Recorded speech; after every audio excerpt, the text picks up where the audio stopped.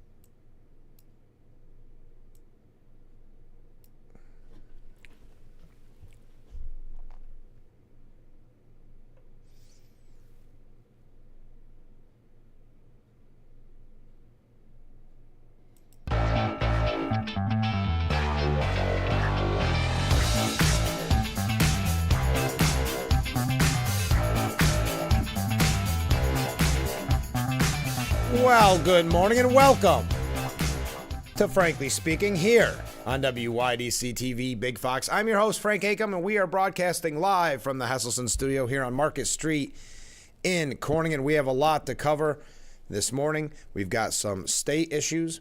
We also, of course, are going to discuss the cabinet meeting yesterday that was joined by Elon Musk. We've got some Doge updates. We also have just a lot of breaking news. One breaking news, not typical of something we'd bring up on the program, but happening just about an hour ago that it was announced. Oscar-winning actor Gene Hackman was found dead alongside his wife and their dog in his Santa Fe home yesterday. The story was broke early this morning. Hackman was 95 at the time, and his wife 63.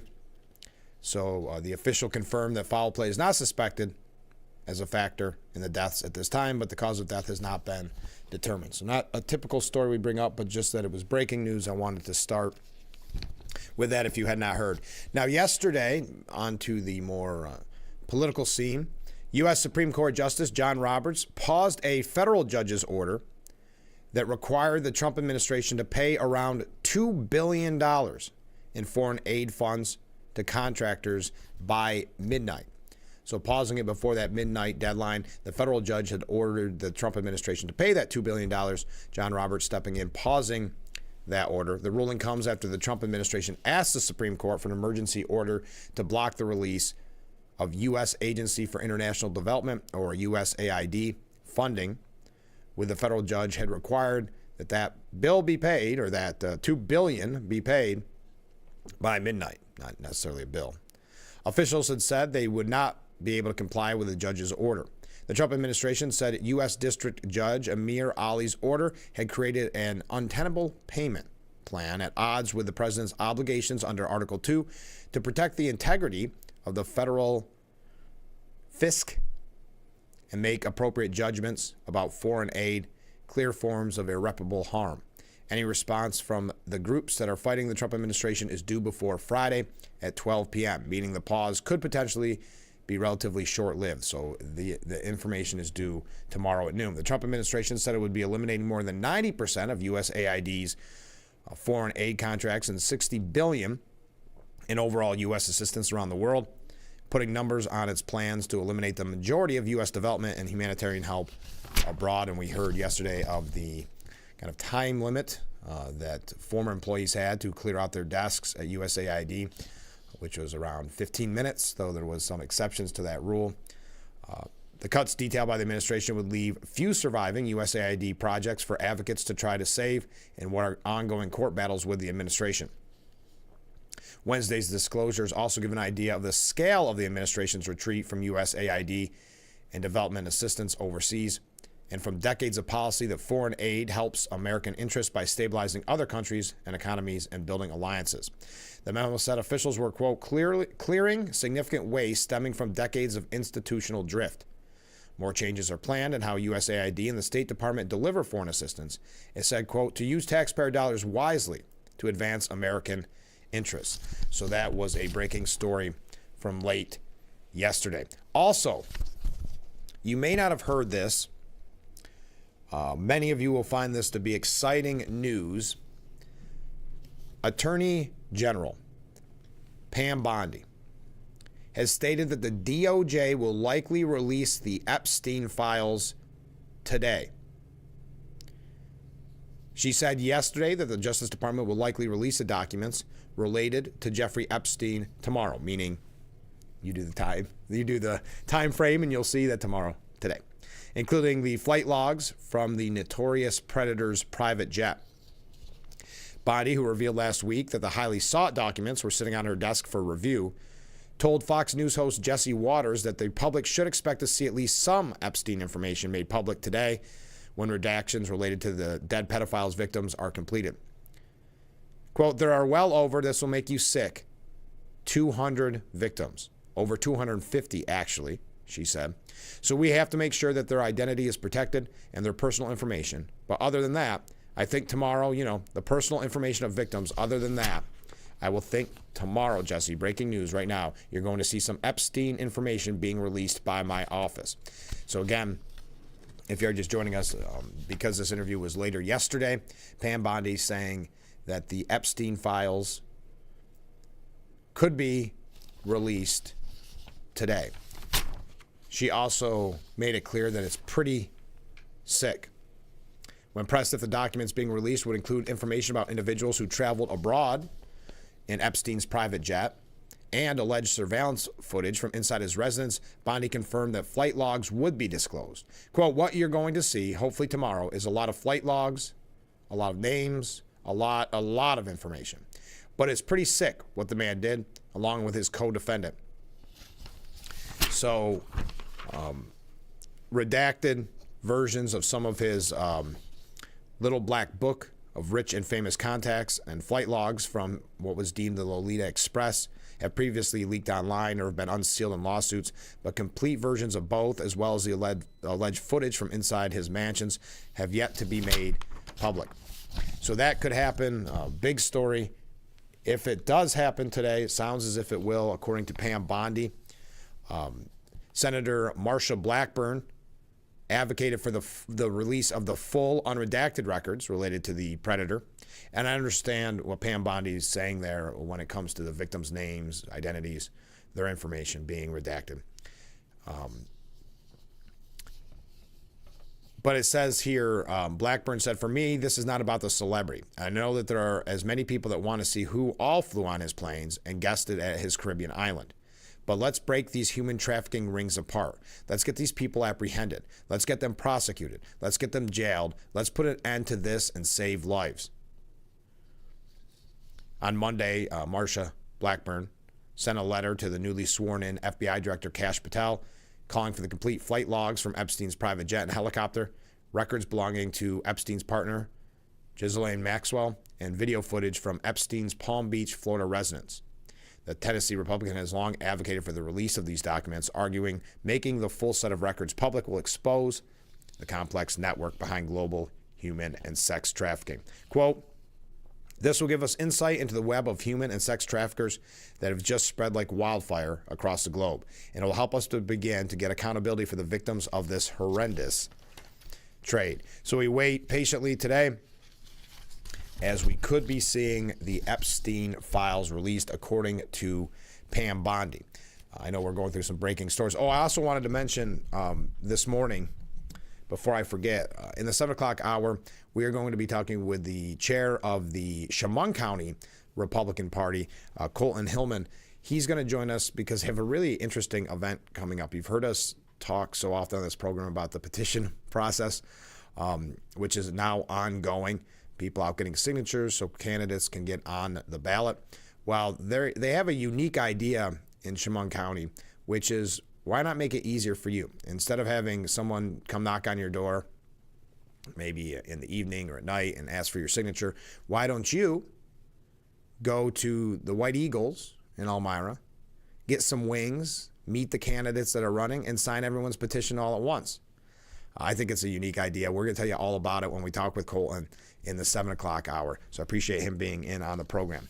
Okay, something that I think you may, well, I'm going to say we're going to take it with a grain of salt and be cautiously optimistic.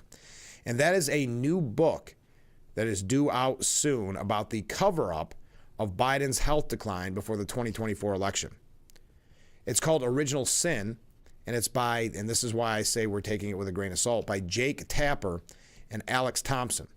Now, could this be a scenario, I pose a question to you, where Jake Tapper is trying to essentially rewrite history to vindicate himself? Because let's face it, we talk about it so often with the media, and we're going to talk more about the media later on when you start to hear, and you perhaps heard about the purging, if you will, of left-wing media outlets from White House press briefings.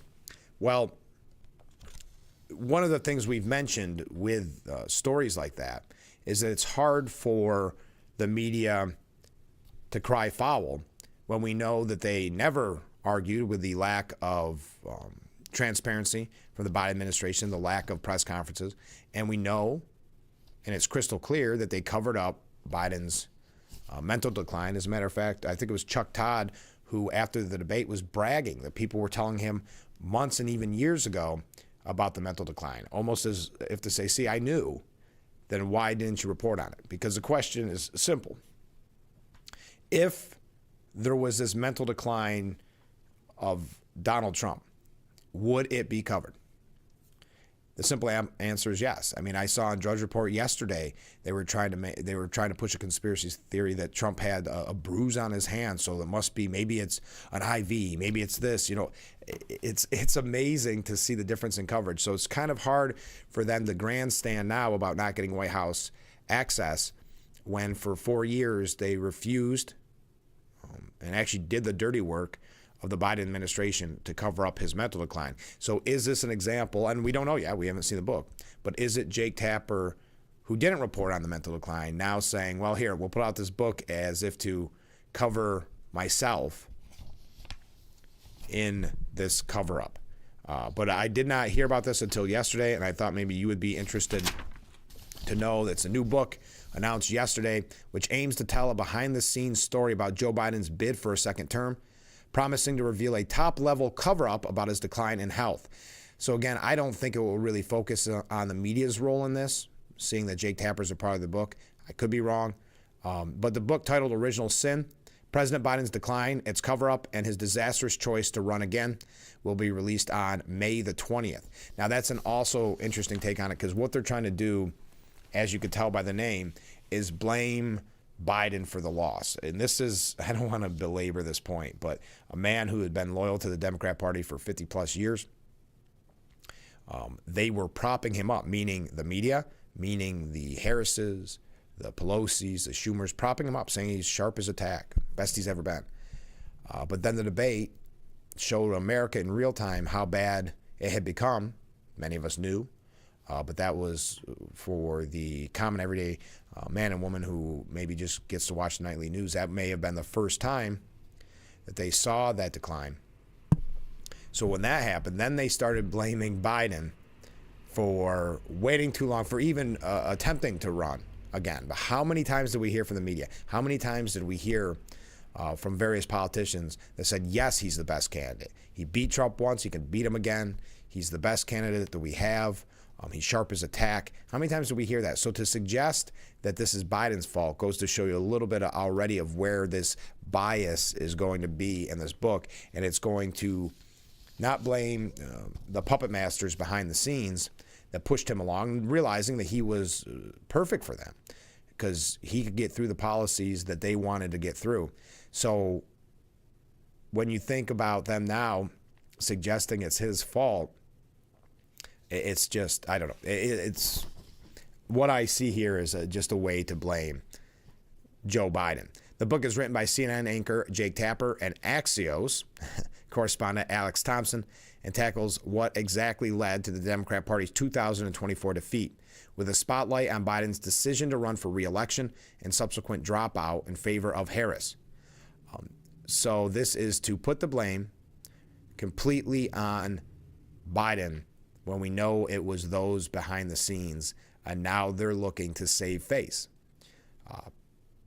A press release by Penguin Random House says Biden, quote, his family and his senior aides were so convinced that only he could beat Trump again. They lied to themselves, allies, and the public about his condition and limitations. That sounds scandalous, sounds like something that would sell a book, but this is something we knew, we talked about at the time, that the media refused to cover. So it's not just his family and senior aides. That is to downplay the role that Pelosi and Schumer and the leadership in the Democrat Party had in this, because they were propping him up this whole time as well. It was only until that debate that they were forced to be honest-ish with the American people, not even honest, because they were still trying to blame him and not themselves in this. Quote, what you will learn makes President Biden's decision to run for re-election seem shockingly narcissistic, self-delusional, and reckless. A desperate bet that went bust, and part of a larger act of extended public deception that has few precedents. It goes on to say, again, this is the way to write history, to blame just Biden for the loss in December. Not to, of course, put any stock in the success of Trump and his agenda. That couldn't be why they lost. It had to be Biden's narcissism and self-delusion. Tapper said in a statement, Toni Morrison once said, if there's a book that you want to read, but it hasn't been written yet, then you must write it. That's what inspired this book. We wanted to know more about what we all just lived through. More than 200 interviews later, Alex and I have a much better idea, and soon you will too. So again, May of this year, again, it seems like a very convenient way for them to put all the blame on Biden and not on themselves. And when I say themselves, I mean the Democratic leadership, but also the media, because it's nice that he's doing 200 interviews after the fact. Where were those interviews? Where were those concerns during the 4 years of the Biden administration? But we've got to take a short break. We've got some updates from yesterday. We've got some comments coming in. Your thoughts on the cabinet meeting that Elon Musk attended. Love to hear that, but stay with us. We'll be right back with Frankly Speaking here on WYDC TV, Big Fox. If you or a loved one regularly used hair relaxers or straighteners and were diagnosed with uterine, ovarian, or endometrial cancer, you may be entitled to significant financial compensation. I've used hair relaxers for years. I had no idea they could cause cancer. Chemical hair relaxers and straighteners have been linked to serious conditions, including several types of cancer. If you used hair relaxers and have been diagnosed with uterine, ovarian, or endometrial cancer, call us now. There's no fee unless we win your case. Call today. In today's world, securing your business is more important than ever. Protected with Boss Security's state-of-the-art alarm systems. When seconds matter, trust the experts. Boss Security is proud to safeguard local businesses across the Twin Tiers. Contact Boss Security today. Let's beat the dark days of winter and have a vacation from taxation with the Hesselson's Hot Tub. What better way to start or end every day than with hot water therapy in your very own Hesselson's Hot Tub? With every spot purchase, Hesselson's guarantees great customer satisfaction and the best service team in the area. Plus, with Hesselson's Vacation from Taxation sales event, free steps, free cover lifter, free music, and 0% interest-free financing. Ask about Hesselson's chemical auto ship program and save even more. Stop in today and see why after 70 years it's still fun to poke in the corners at Hesselson's. Anywhere can record crimes as they happen, and we're going to watch them right here. He just took his car.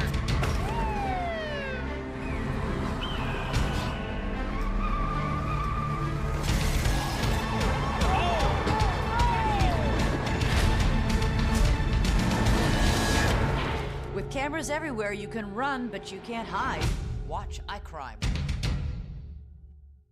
Every Judge Mathis presides. Don't you ever form your mouth to talk to me like that. Is another day when someone gets what they deserve. What's wrong with you? Mathis Court with Judge Mathis. The Frankly Speaking Roof Cam brought to you by Boss Security in Horseheads. Contact them today for all your business and home security needs. Welcome back as we broadcast live from the Hesselson studio here on Market Street in Corning. We go to a few comments from viewers here. If Trump and Hegseth feel as though those military officials need to be held accountable for the Afghanistan withdrawal because they didn't stop it from happening, why should they expect the current military leaders to follow orders that also might not be in the best interest of the involvements America is positioned in? It is a moral question, I guess. If the president's orders aren't followed at the time the decision is made, haven't generals been removed for not doing what is ordered at the time? I understand your question. I think it's about the generals being a part of the decision-making process, but we'll talk about that. I'm getting the cart before the horse here because we are going to take a deeper dive into that, but I appreciate your question. It's a very good question and a very good point. Comment from a different viewer. Good morning, Frank. Well, good morning. I'm still broke from the 4 years of Biden. I definitely won't be buying a book about him. I already lived it. That is a very fair point as well. Good morning, says Steve in a different comment. Well, thanks, Steve. Good morning to you. How is Jake Tapper possibly gaining financially from something he was a major part of the cover-up of Biden's decline? Tapper shut down interviews with people that stated how much of a decline of ability was apparent to those that paid attention. Tapper is going to financially gain now when he was part of trying to convince people not to believe what they are seeing. How is that even possible? That is a fantastic point, and that was the kind of the frustration I was trying to convey with how they are presenting this. As I mentioned, he said they did 200 interviews. Where were those interviews during the administration? Where was the coverage of something that was crystal clear to people paying attention? Don't think for a moment that the Jake Tappers of the world didn't know about Biden's decline. I mean, there's White House press pools. There's numerous instances. If you and I could see that decline and we're not a part of a newsroom, we had to go to independent journalists. We had to go to outlets that aren't CNN to find out the truth. And they laughed at us. They called us conspiracy theories, Chuck Schumer specifically calling us conspiracy theorists when we said that there was a mental decline there. So yes, for Jake Tapper to now try to have financial gain off of something he was very much a major part of is extremely frustrating and shows you exactly how, well, they use the word narcissistic. That might be a word to describe the media, but really how out of touch and how much credibility they've lost in legacy media outlets like CNN and others. So yes, that shows you a little bit about the lack of, what's the word I want to use? Well, there's a self-delusion there with Jake Tapper, and that's why I say I think with this book he's trying to rewrite history to try to cover up his cover-up.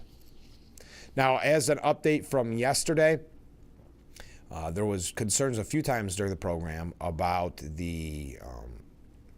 well, I don't know what word I'd want to use, but kind of the threats made against Congressman Nick Langworthy. He had the white powder sent to his office, one of his offices, the other office, they had the door jammed, trying to make it so they weren't able to go back into the office. We were talking about this anti-Trump hysteria by the left.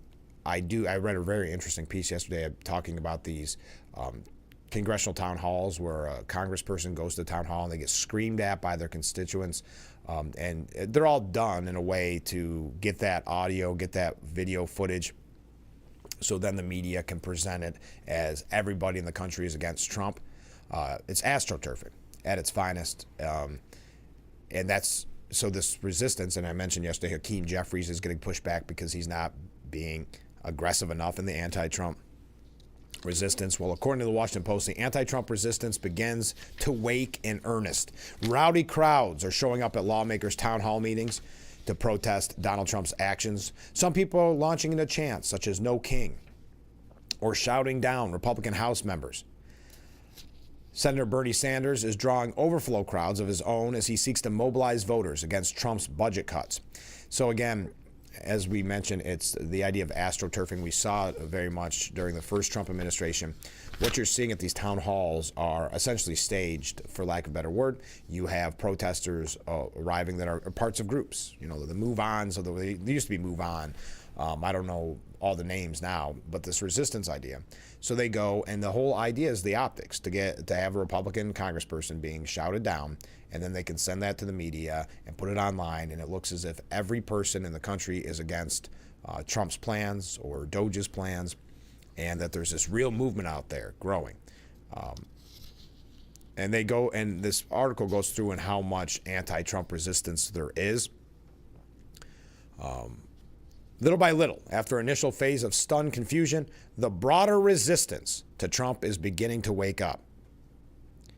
Sanders' chief political advisor said there is a lot more anger building, such as what we're seeing in deep red Republican-held districts, that people are coming out.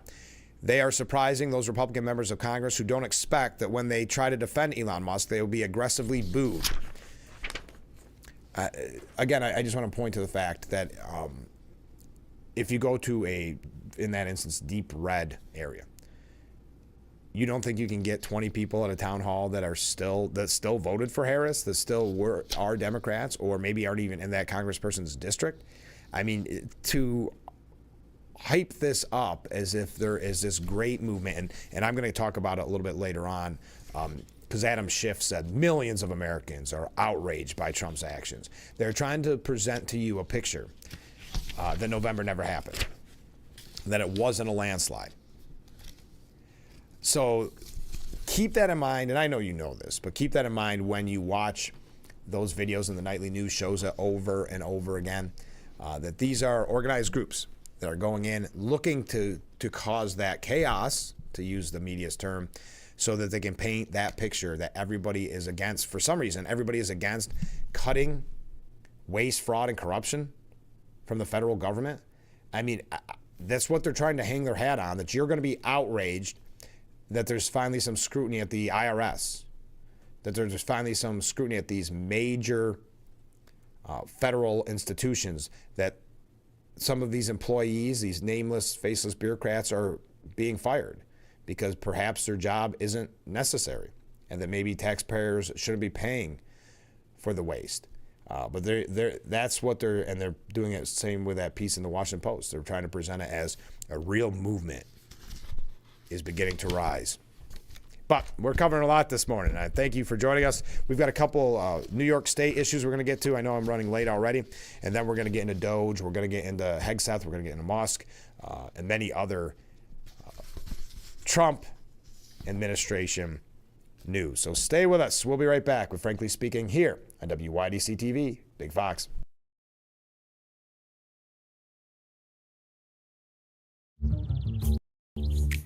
It's time to say not so fast chronic kidney disease. Because with the progressive disease like CKD, slow is good. And believe me, I know all about slow. That's why I'm here to tell you about Jardiance. It's a little pill proven to slow the progression of CKD and reduce the risk of kidney failure, which can lead to dialysis. Serious side effects include increased ketones in blood or urine, which can be fatal. Stop Jardiance and call your doctor right away if you have nausea, vomiting, stomach pain, tiredness, trouble breathing, or increased ketones. Jardiance may cause dehydration that can suddenly worsen kidney function and make you feel dizzy, lightheaded, or weak upon standing. Genital yeast infections in men and women, urinary tract infections, low blood sugar, or a rare life-threatening bacterial infection between and around the anus and genitals can occur. Call your doctor right away if you have fever or feel weak or tired and pain, tenderness, swelling, or redness in the genital area. Don't use if allergic to Jardiance. Stop use if you have a serious allergic reaction. Call your doctor if you have rash, swelling, difficulty breathing, or swallowing. You may have increased risk for lower limb loss. Call your doctor right away if you have new pain or tenderness, sores, ulcers, or infection in your legs or feet. So go on, say not so fast, CKD. Ask your doctor about Jardiance for chronic kidney disease. Invite you to discover what makes our school community so special, including the fact that everything, top-notch education, housing, healthcare, food, clothing, technology, and much more is provided to our students at no cost to our families. This is thanks to the generosity of our founders, chocolate maker Milton S. Hershey and his wife, Catherine.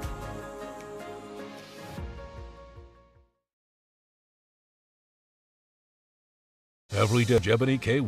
Williams presides is another day when right prevails over wrong. I can tell what happened to you, sir, because I was born at night, not last night. Equal Justice with Judge Ebony K. Williams. The Frankly Speaking Roof Cam brought to you by Boss Security and Horseheads. Contact them today for all your business and home security needs. We are back broadcasting live from the Hesselson studio here on Market Street in Corning. A couple comments from viewers. Good morning, Frank. Well, good morning. The cabinet meeting yesterday was impressive. Yes, the optics, if nothing else, were very impressive. But a lot coming out of that meeting that we're going to get to here in just a little bit. Comment from a different viewer. Is there anything NYSEG customers can do to get rid of the smart meters? My bill tripled. And unfortunately, this is a common refrain from viewers. Unfortunately, and I'm not an expert on this, and I will pose this question to anybody watching, and they can send in their experience. I know there was an option to opt out where you could pay more each month if you didn't want the smart meter, to have someone come out and read it. I don't know if there's a way, once the quote-unquote damage has been done, meaning the smart meter was put in, I don't know if there's a way to take it out. If someone has heard differently, please write in, and I will try to do some research on it, but I'm pretty sure the damage has already been done, and I feel for you, because you are not even close to the only one who has been telling me this, not just on the show, but in my personal life walking around. It's a pretty common topic today with the new smart meters. So your thoughts on that, viewers? I would love your help on that. Hey, just a quick side note, because we're going to have to take a break quickly before we dive into just a few New York issues. Then we'll get to Doge and that cabinet meeting. Want to send a big, I guess, congratulations, if you will, to Colleen Fabrizi, the executive director of Corning Gafford District. She has announced her retirement. We've had her on the program so many times to promote Gafford District. Of course, that's where we're broadcasting from. The Hesselson Studios right here in the Gafford District. It was announced yesterday that she is retiring, so we just wanted to send a big thank you for everything that you did, and a happy retirement and a happy new chapter in your life. So yesterday, it was announced Congressman Langworthy has introduced a bill, we mentioned him earlier, to cut red tape on broadband permitting process. I have a lot of people write in, especially in the more rural areas of our viewing range, that talks about the issues of broadband. And it's kind of interesting to me, because I know when the bipartisan infrastructure law took effect that Biden pushed, that was one of the major investments that were going to be made in broadband. And I remember at the time some of the rural communities are saying, finally, we've been promised broadband for a long time, and COVID opened the eyes of a lot of people that there was a real need for internet access in some of our more rural areas. And of course, nothing has been done about that. Really, there are a lot of a lot of residents of rural areas that are outraged that they still don't have access. So Congressman Nick Langworthy introduced the Wireless Resiliency and Flexible Investment Act, which would codify a Trump-era 2020 Federal Communications Commission rule as part of broader efforts to streamline the broadband permitting process. The legislation would make it easier and faster for wireless service providers to improve their existing communications towers and equipment by streamlining the approval process to enhance network reliability. This bill would support the expansion of wireless services, including 5G, across the United States. Specifically, the Wireless Resiliency and Flexible Investment Act would require state and local governments to approve applications for those modifications and improvements to existing networks within 60 days, ensuring that necessary upgrades can proceed without unnecessary delays to the benefit of both service providers and consumers.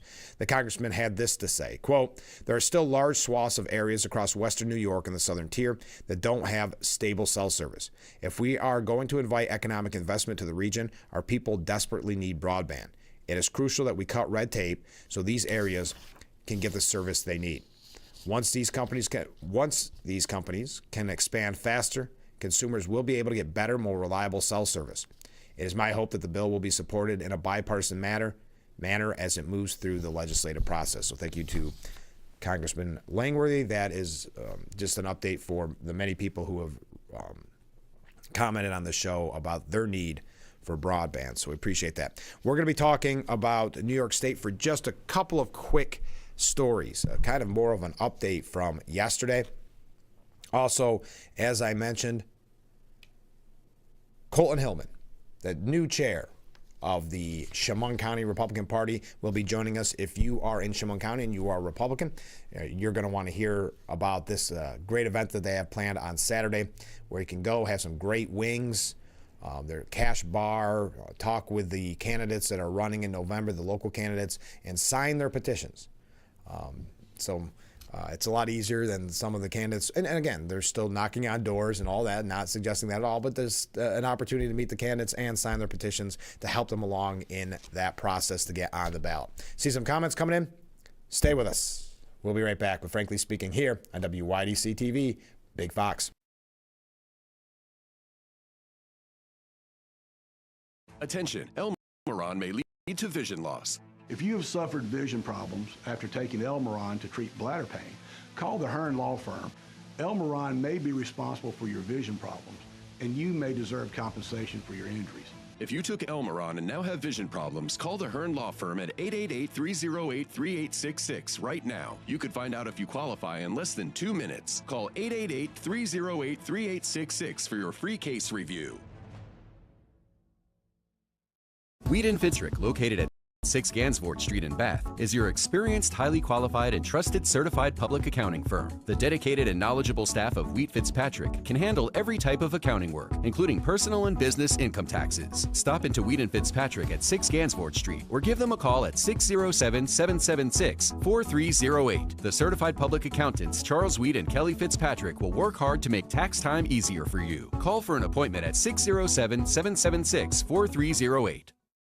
Let's beat the dark days of winter and have a vacation from taxation with the Hustleton's Hot Tub. What better way to start or end every day than with hot water therapy in your very own Hustleton's Hot Tub? With every spa purchase, Hustleton's guarantees great customer satisfaction and the best service team in the area. Plus, with Hustleton's Vacation from Taxation sales event, free steps, free cover lifter, free music, and 0% interest-free financing. Ask about Hustleton's chemical auto ship program and save even more. Stop in today and see why after 70 years it's still fun to poke in the corners at Hustleton's. Anywhere can record crimes as they happen, and we're going to watch them right here. He just took his car.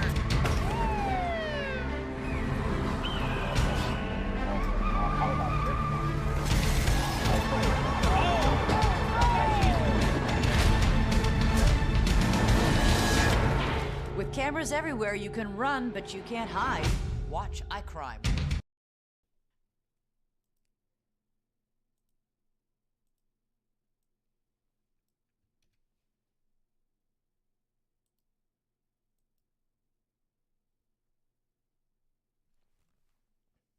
The Frankly Speaking Roof Cam, brought to you by Boss Security in Horseheads. Contact them today for all your business and home security needs. Reading all these Great comments coming in as we broadcast live from the Hesselson studio on Market Street in Corning. A couple comments from viewers. Good morning, Frank. Well, good morning. I'll save my money. I doubt it will be a bestseller. This is in reference to the book by Jake Tapper, talking about Biden's mental decline, putting the blame on Biden for running for re-election. Not that there was a huge movement for MAGA, that it had to be Biden deciding he was running for re-election and then deciding to get out too late. But anyway, you have to hand it to him, though there's no end to the ways that they can spin and weave a story to cover up their own lies. But as the viewer stated, we lived it and we saw it. Shame on them. Yes, the shame knows no boundaries. You're exactly right. In ways that they're trying to cover for themselves and also to continue to push their own lies going forward. That's why I brought it up this morning. I thought it was a good way to get blood boiling early on. Comment from a different viewer. A smart electric meter should not cause usage to go up. I've heard a lot of these stories of bills doubling or tripling. People that this is happening to should file a complaint with the New York State Public Service Commission. That's what they are there for. Thank you very much. Thanks for the tip. Yes, I have heard from a lot of people, and as that viewer is even stating, the same. Heard from a lot of people with that concern about the smart meter. So thank you. All right, quick update on New York from yesterday. The question is being asked, how good are voters' memories? Well, we'll find out in the New York City mayoral race.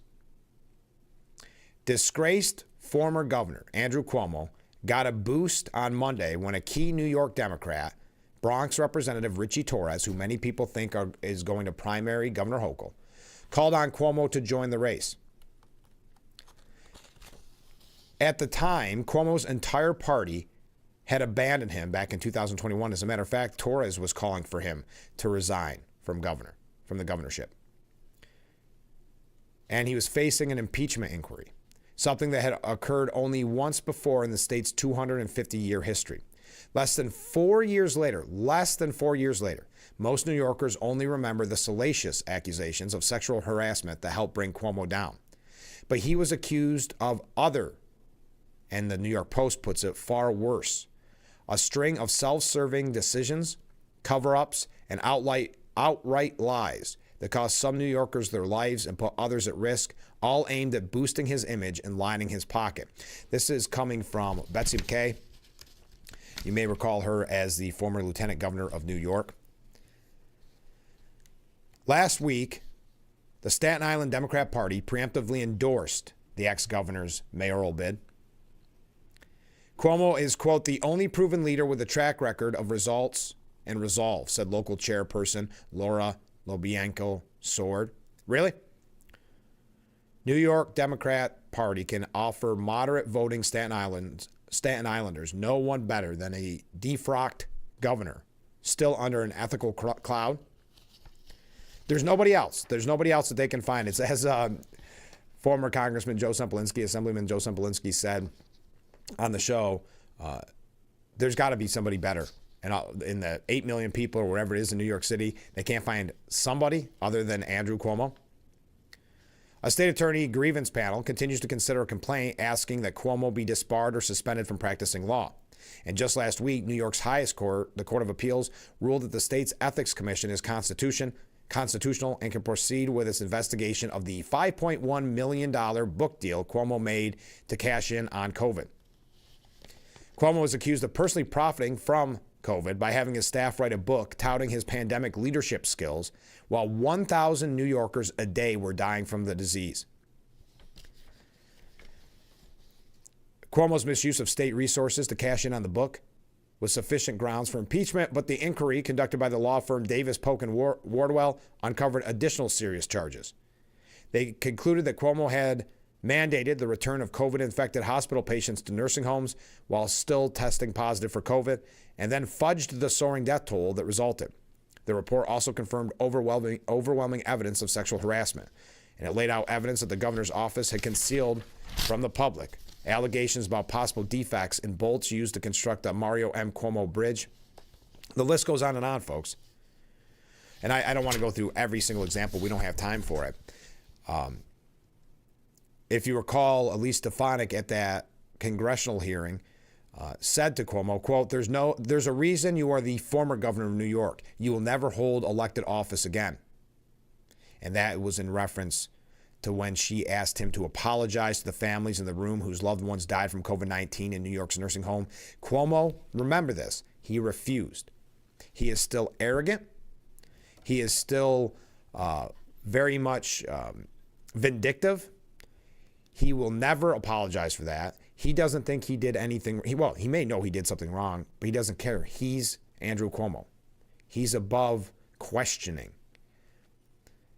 So, to Elise Stefanik's point that he should never or he will never hold elected office again, Betsy McKay says that depends on how much New York City voters choose to remember. Your thoughts? You've heard my thoughts on this. I have a very bad feeling that New York City will vote for him, and I think it paints a larger picture of what we're dealing with in New York State as a whole when it comes to the governor's race, etc. By the way, the Trump administration has set a deadline to shut down congestion pricing as we're talking about New York issues. Hochul says that they will not comply, that he is trying to overrule New Yorkers. Well, who's the New Yorkers that want the congestion pricing? I think it's Hochul and some of the Democrats in Albany, not even all of them. This is a tax on hardworking New Yorkers. And isn't it interesting as we talk about the corrections officers strike and we talk about all these issues that Hochul decides to take a strong stance and have a backbone when it comes to a tax, keeping a tax on hardworking New Yorkers. Oh, and by going after and attacking corrections officers. Those are 2 times that Governor Hochul has decided to really stay tough. And by the way, as a reminder from yesterday, because I think this is something that we can't forget, remember Governor Hochul says she wasn't sure or she isn't sure what the issues are that the corrections officers are demonstrating against. She's not even sure what they're out there for. She said that. That is a quote. I mean, I'm paraphrasing in that instance, but she said specifically, we brought to you yesterday, I'm not sure what their issues are. They have not made that clear to Governor Hochul.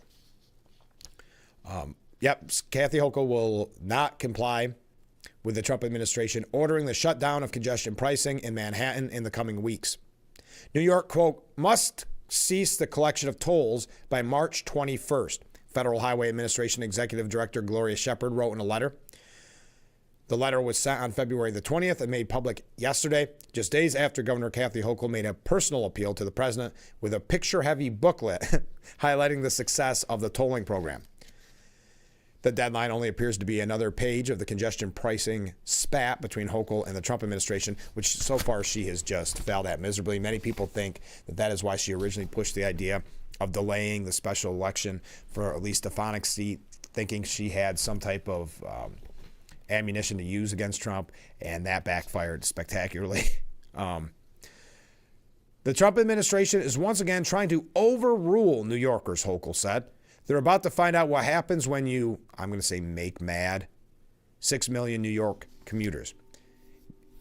No, I would argue, Governor Hochul, you're about to learn what it's like to make mad 6 million New York commuters. You're suggesting that there's 6 million New York commuters that are going to get up in arms because Donald Trump is trying to take a tax off of their commute to work or to school or to wherever. This is where Governor Hochul, think about that, finally takes a stance, where she finally has a backbone. And she's fighting for those 6 million New Yorkers and their right to be taxed by her and their want. I'm not even going to say right. Their want to be taxed by her with this congestion pricing. So how is Trump about to find out what happens when you make mad 6 million New Yorkers? Are they going to start protesting in front of the White House? We want to pay $9 every time we go down this strip of land to go to work or go to church or go to shop or go to wherever. Boy, don't you wish she would take a stand like this when it comes to public safety, which she's doing the opposite of when she's going after the corrections officers. But don't you wish she would take a stance like that for public safety, or maybe reducing spending in this state, or be this mad when there's a mass exodus of people leaving because of policies of her and the Democrats in Albany? All right. A lot of texts coming in. We'll read them when we come back. I know you heard the courting whistle, so we're running just a little bit late. Stay with us. This is Frankly Speaking here on WYDC TV, Big Fox. Hard water makes it hard to keep your home looking like the work of art you've always envisioned it would be. Culligan softeners reduce hard water buildup and your cleaning time, transforming every drop, every splash, every rinse into the fine art of a long-lasting clean. With a Culligan water softener, revel in the breathtaking beauty of your home, just the way you've always pictured it.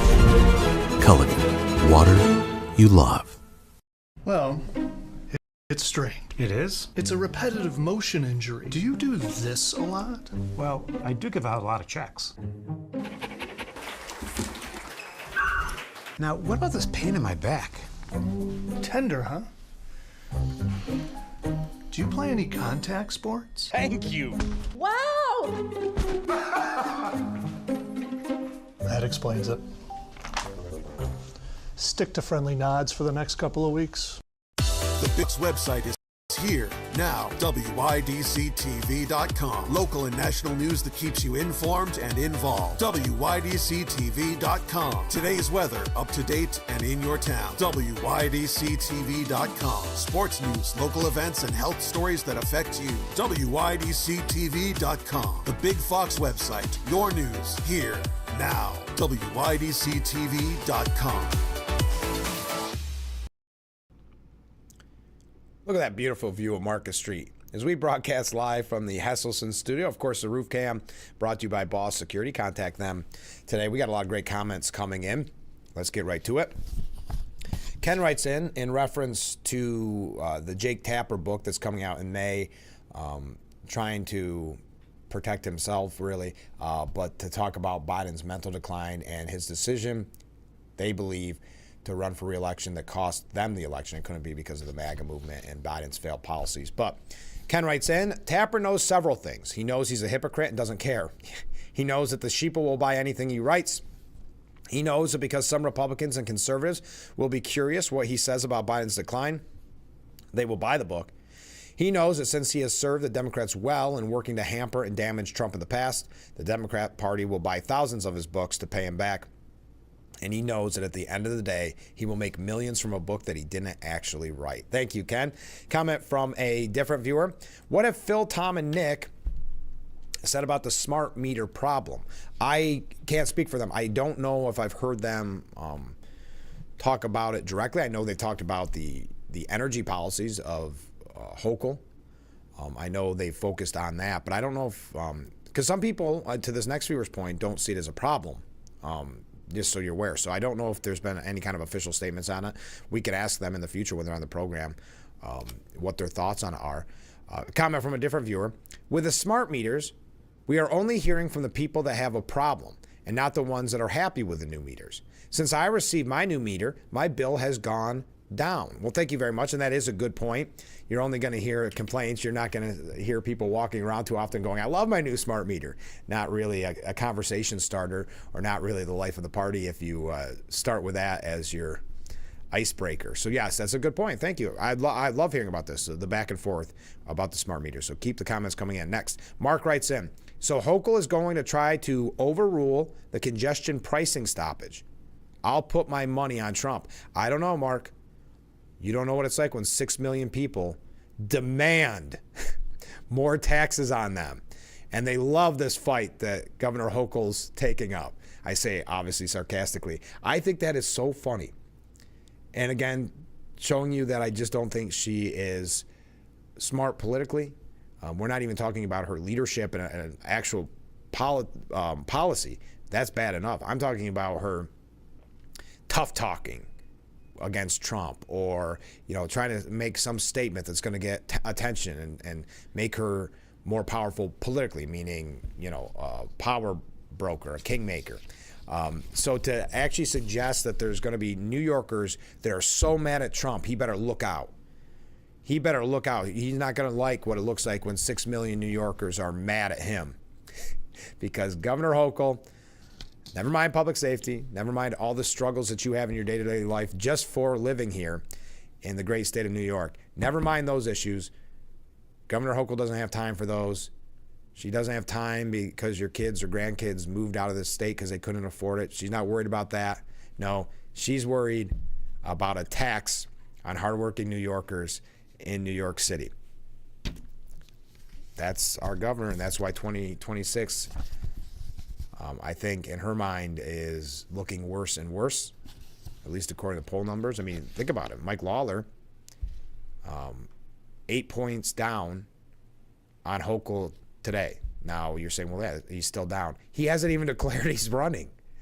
And let's face it, he doesn't have huge name recognition. So I think that's very telling. But you're not going to like it, Mr. Trump, when you make that 6 million New Yorkers mad because you're saving them money, cutting some tax in New York. So I'm with you, Mark. I obviously say a lot of that sarcastically. I would put my money on Trump as well, and I think I would. It'd be a smart bet because look at her whole bluff with the Stefanik, and I'm not saying that's over. That could still very much happen, but the delay in that special election, trying to hold that over Trump, and Trump's not going to be beat by Governor Hochul. We can put it that way. All right, let's take a short break, read some more comments, and wrap up our number one. Stay with us. We'll be right back with Frankly Speaking here on WYDC TV. Big Fox. What break is it? Oh, yeah, there it is. We'll be right back.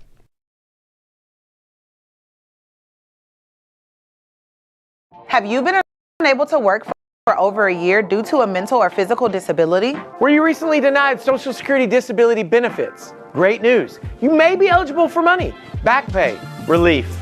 If you've been pre-qualified and diagnosed with a recognized condition that prohibits you from working, our lawyers can file a claim to get your disability benefit. Call us today and find out more.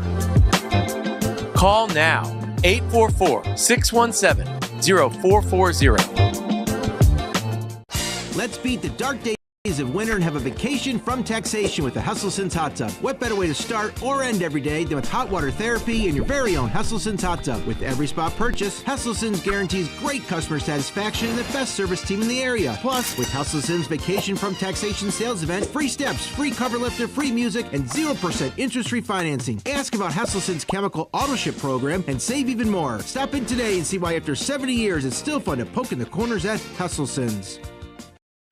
We're up, America. The Ford President's Day sales event is here. Save on the vehicles that will take you places, give you a surge of productivity, and a new sense of freedom. So head to your local Ford store, because it's time to get in the driver's seat. A special offer for Jeep and GM owners. Lease a Ford Explorer for $259 a month for 24 months, only at your local Ford. As always, thank you to Boss Security and Horseheads for bringing us that beautiful view of Market Street as we broadcast live from the Hesselson studio. Some comments from viewers as we wrap up hour number one. Ken says, did you hear how much money New York City's congestion pricing brought in 1 month? $48.6 million. With that kind of money coming to the New York City Democrats, they will fight like heck to keep it in place. Well, can you think of a time when you've seen more of a fight from Governor Hochul? I'm not sure. But Ken continues, can you imagine how much can be skimmed out the top of $583 million a year? That's a very good point, Ken. Thank you very much.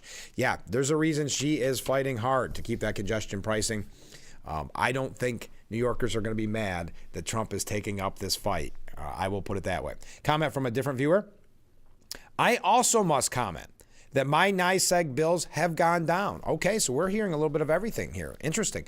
We were talking, if you're just joining us, some people have concerns about their smart meters and their bills have sometimes doubled or tripled, but we have now had a few comments from people saying that theirs have actually gone down since the smart meter. So thank you very much. All right, I'm going to wrap up hour number one to pose this, I'm not going to say question to you. Yeah, I will say that, just to get your thoughts on it. Do you remember her, Representative Joe Wilson? Kind of made history during the Obama administration during the State of the Union, yelling, "You lie."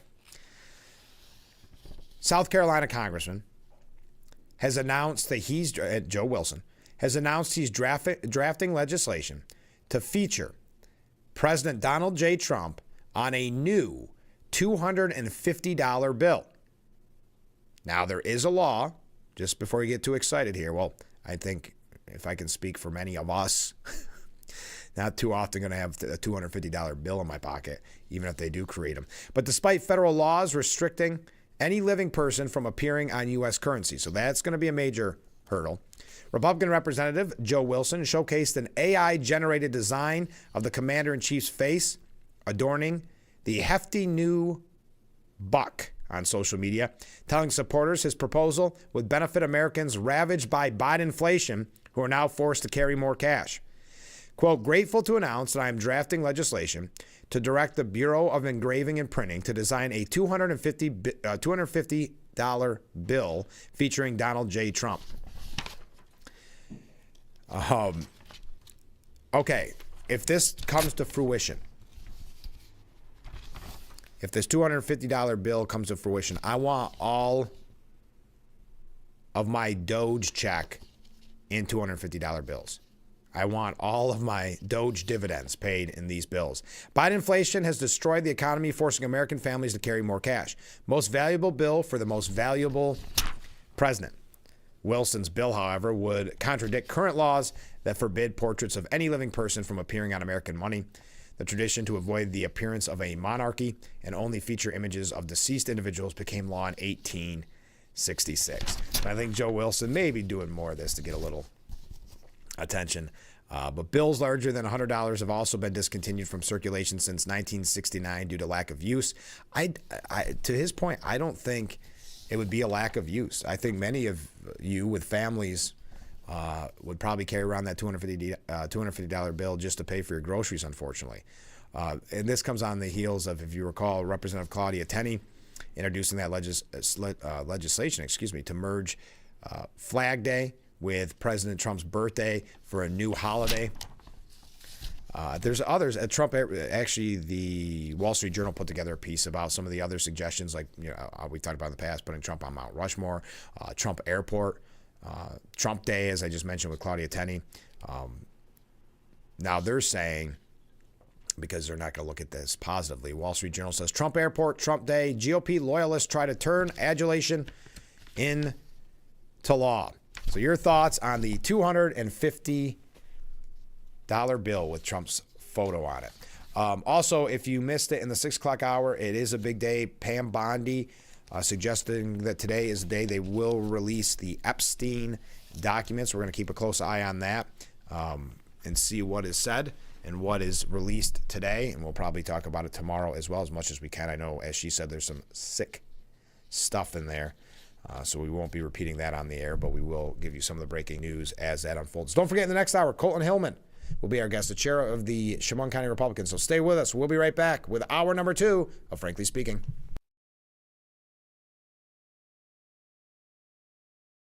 I would never forget the picture that I have.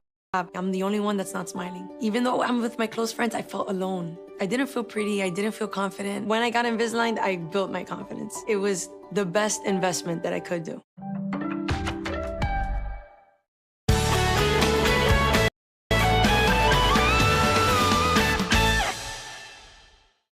Every Judge Mathis presides. Don't you ever form your mouth to talk to me like that. Is another day when someone gets what they deserve. What's wrong with you? Mathis Court with Judge Mathis. It's a new season of Sherry. Having a good time has always been my #1 goal. I tend to get crazy. At my age, I should not be jumping up and down like that. And if you don't know what I mean, ask your mama.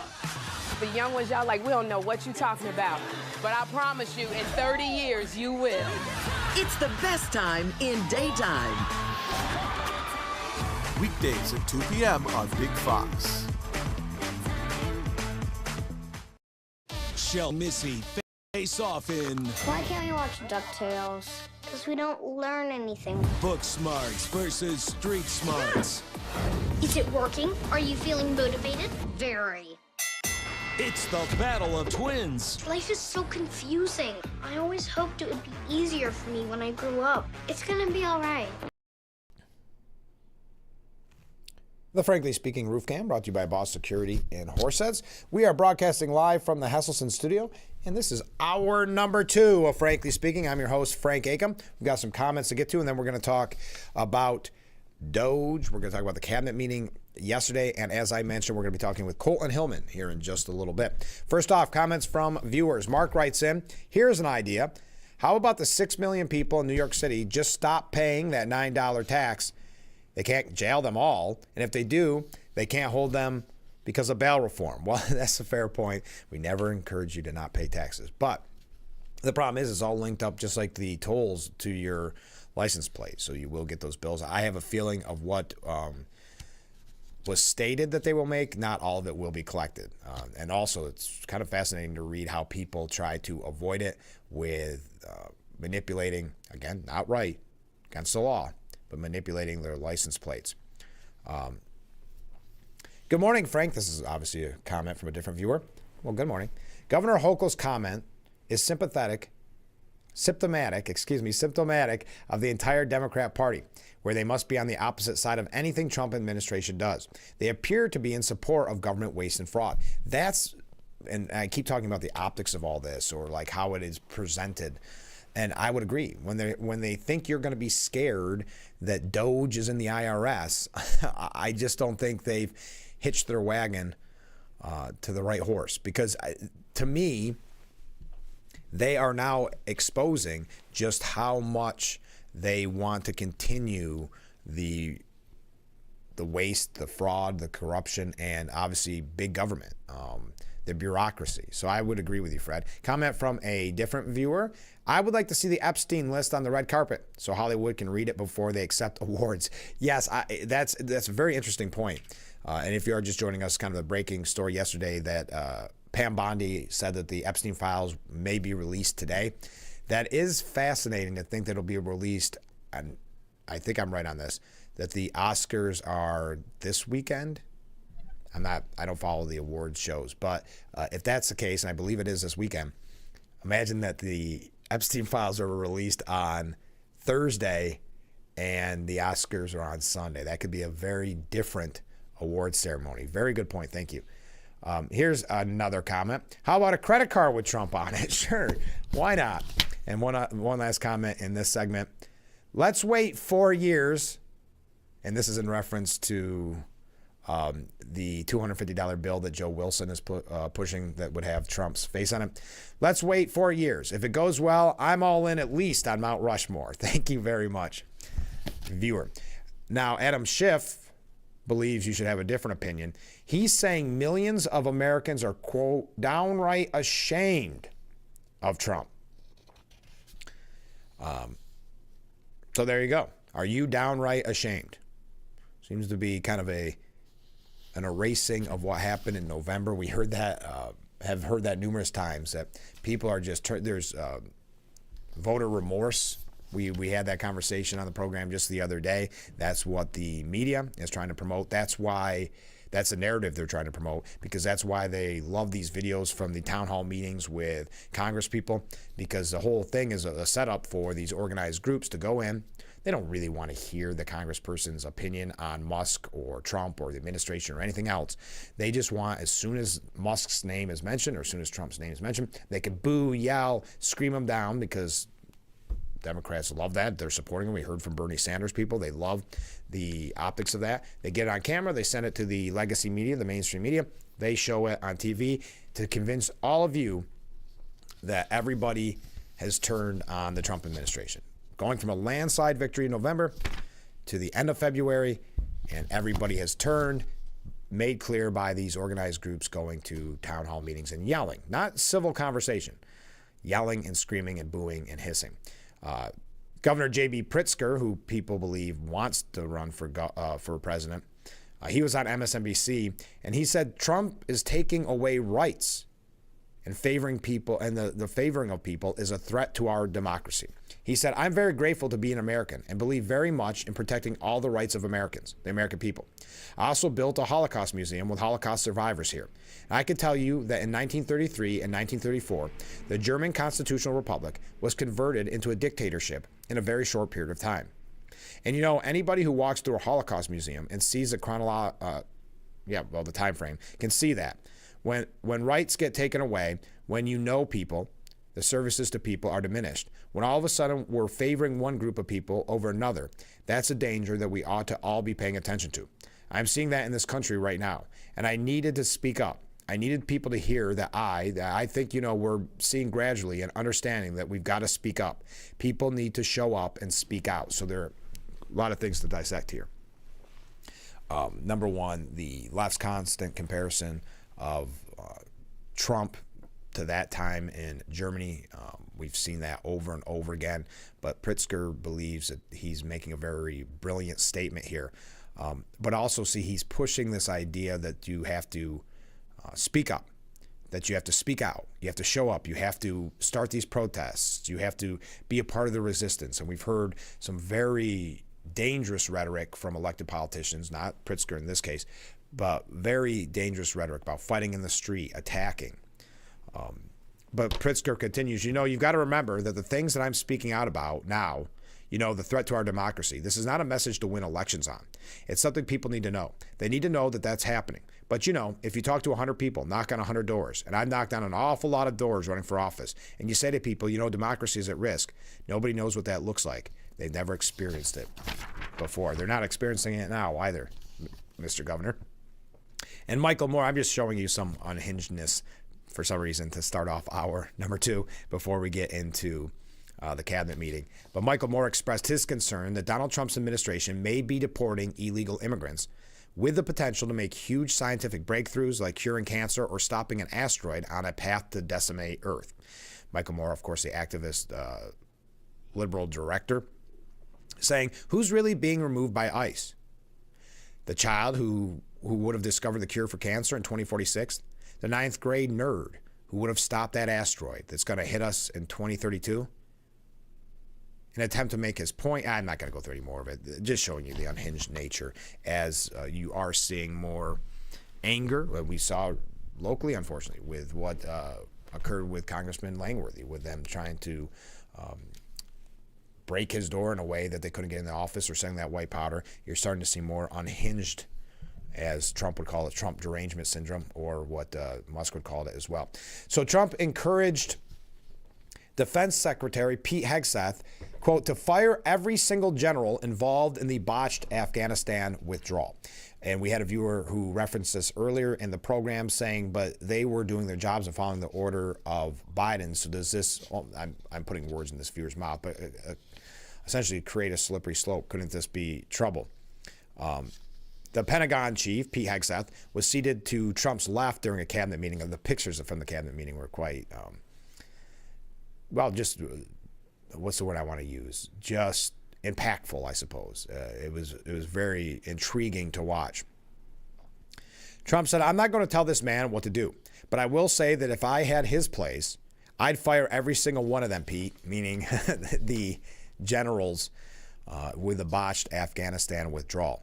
Hegseth jumped in to note that under his leadership, the Department of Defense is conducting, quote, a complete review of every single aspect of what happened with the botched withdrawal of Afghanistan and plan to have full accountability.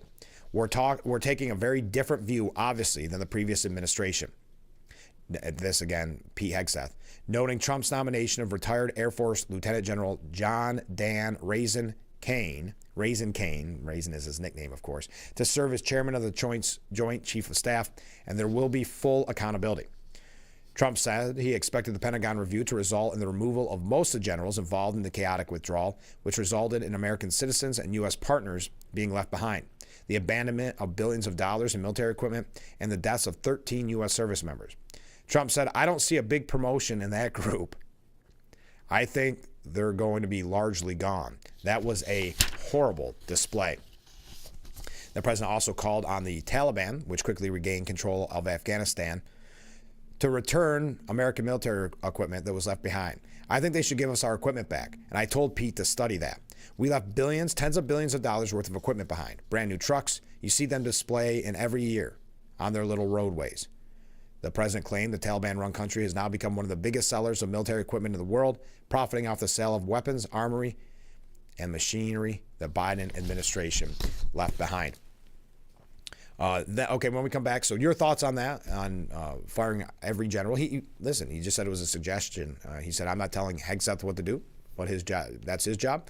I'm just telling you what I would do, which is to fire every general involved in the Afghanistan withdrawal. When we come back, we're going to talk about what Trump had to say and get your thoughts on Elon's email. The email that said, list your accomplishments. And for some reason, so many federal employees felt scared to list their accomplishments, were confused if they actually had to do it within 24 hours. Again, I think if you're not a government employee, having your boss ask you to email them a performance review within 24 hours would be something that you would do very quickly and not question. But it seems as in this case, there was a lot of people scared for a couple of reasons. Perhaps they're not really accomplishing that much.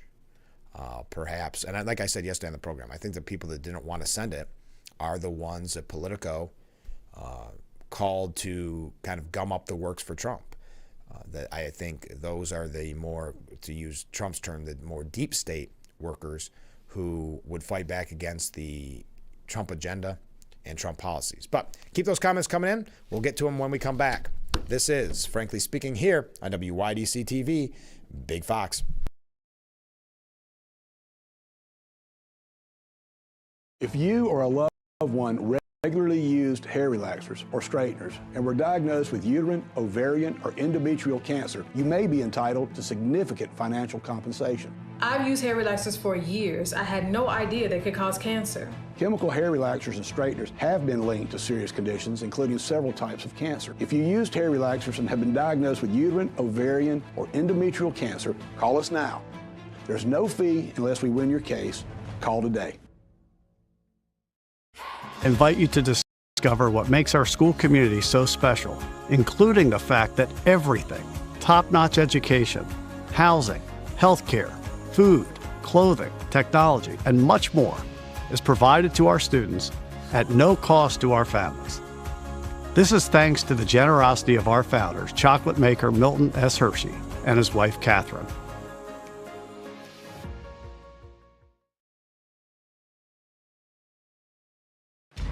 Anyone, anywhere can record crimes as they happen, and we're going to watch them right here. He just took his car.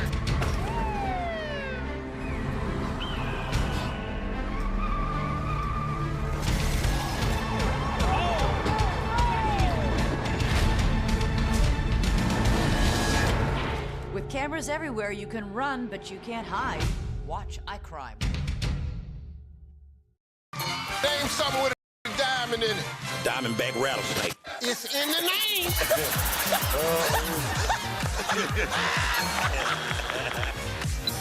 Name a low-calorie food you might make your edible underwear out of. Salmon. Watch it weeknights. Share it the next day. Wild caught Norwegian teriyaki. Share in the fun. Weeknights on Family Feud. 7 and 7:30 on Big.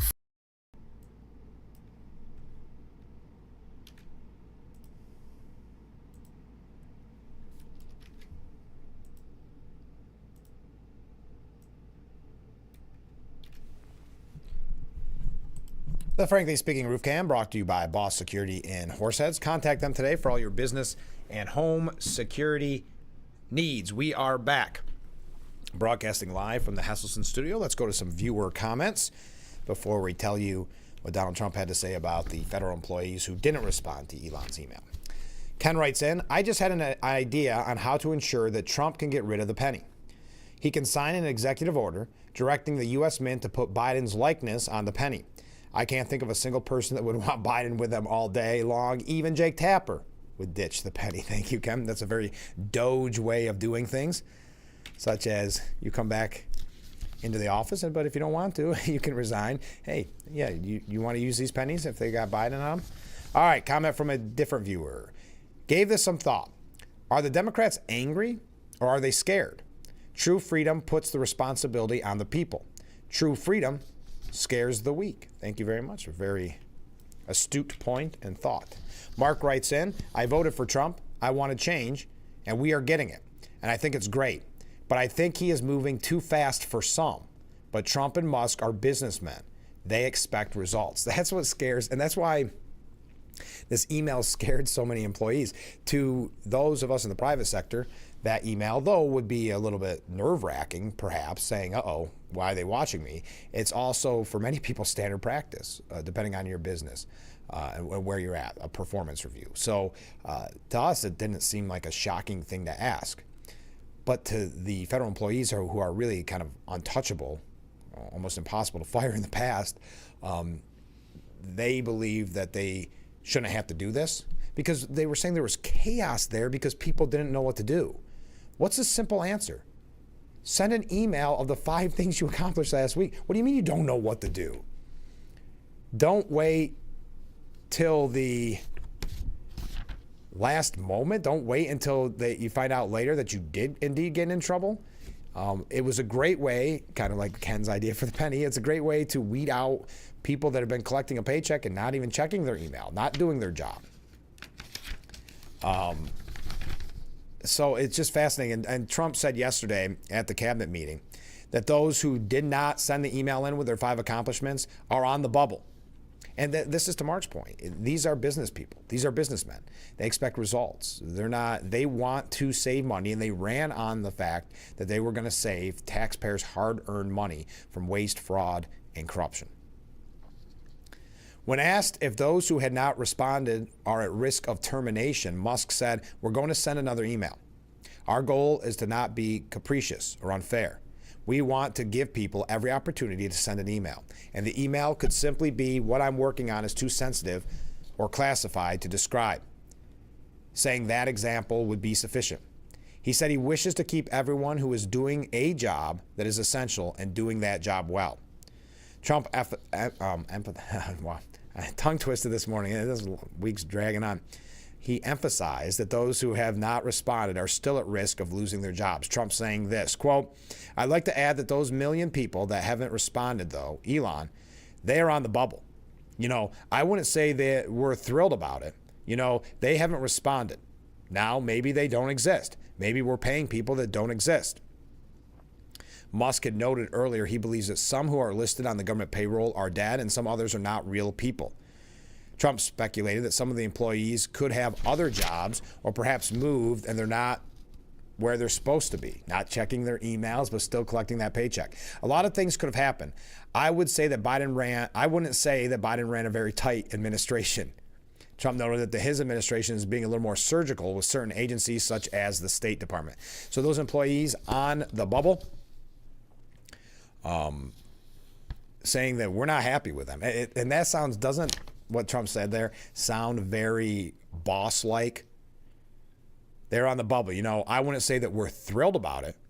They haven't responded. Now maybe they don't exist. Maybe we're not paying. But we're not thrilled about it. Sending out that warning. Again, it seems like the easiest ask you could get as an employee, and just saying, here's my list. Unless you have no accomplishments, unless you're not actually working, you're not checking your email, you're not doing your job.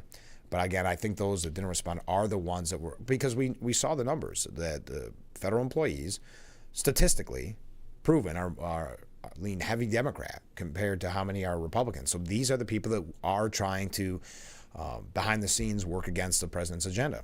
And Politico admitted that. Far left Politico admitted that that they were actually encouraging those employees to work against Trump's agenda. So those bureaucrats, unelected, nameless, faceless bureaucrats, they should have more power because they are smarter than the president. They are smarter than the people that voted for him.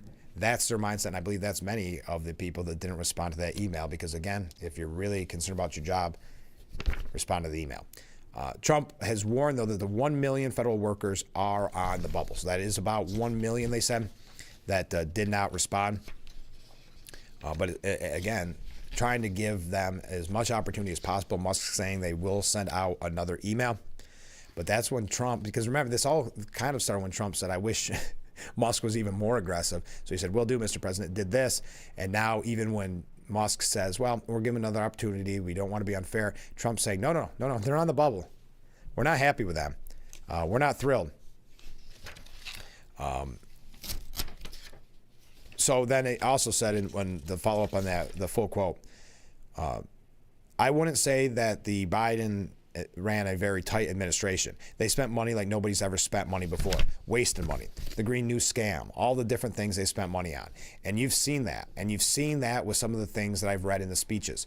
I read them, and people can't believe when I read them. 20 million here, 30 million here for a little educational course on something. Circumcision, right? $20 million to inform the people of such and such a country on the other things and this other thing other than that. All right. Doge also says that there's a Texas nonprofit that has collected millions of dollars each month to operate an empty facility. The Department of Health and Human Services has terminated a contract with a nonprofit that was paid millions each month to operate a Texas overflow facility that sat empty. In a social media post, Doge said a former U.S. Customs and Immigration Enforcement employee and Biden transition team member joined Family Endeavors in early 2021, where they helped the organization secure a sole source HHS contract for overflow housing from licensed care facilities. Quote, as a result, Family Endeavors cash and portfolio investment grew from $8.3 million in 2020 to $520 million in 2023.